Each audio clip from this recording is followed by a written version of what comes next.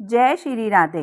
भागवत के पिछले प्रसंग में सूत जी कहते हैं कि जो मनुष्य ईश्वर का चिंतन और ध्यान करता है उसे भगवान की शक्ति प्राप्त होती है। मनुष्य की क्रिया में अमंगलता काम अर्थात मन की इच्छाओं और वासना के कारण आती है। काम जिसको स्पर्श करे, जिसे प्रभावित करे, उस मनुष्य का सब कुछ अमंगल होता है। भगवान श्री कृष्ण को काम स्पर्श नहीं कर सकता, अतः उनका सभी कुछ मंगलमय है।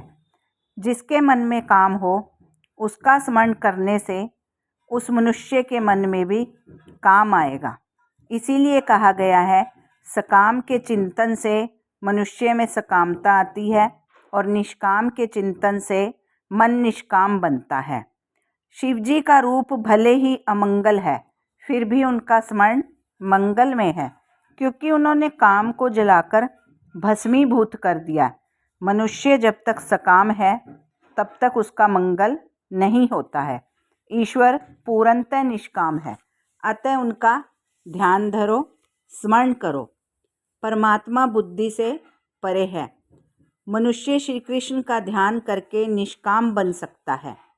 श्री कृष्ण का सतत ध्यान ना हो सके तो कोई आपत्ति नहीं है, किंतु जगत के स्त्री पुरुषों का ध्यान कभी ना करो। थोड़ा सा सोचने से ख्याल में ये बात आ जाएगी कि हमारा मन क्यों बिगड़ा हुआ है।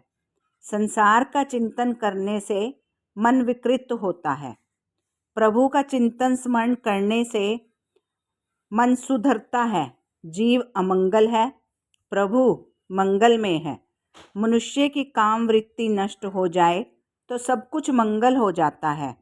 जो काम के अधीन नहीं है उनका सदा मंगल ही होता है। काम जिसे मार सके, पराजित कर सके, वह जीव है